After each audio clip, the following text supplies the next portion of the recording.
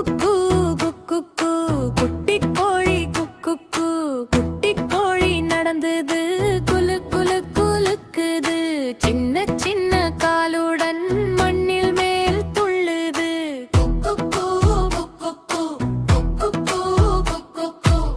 குக்கு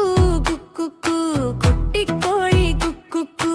அரிசி தின்னும் குக்கு குட்டி புல் போல குக்கு கொள்ளு ரொம்ப பிடிச்சது குட்டி கோழி சூப்பரது.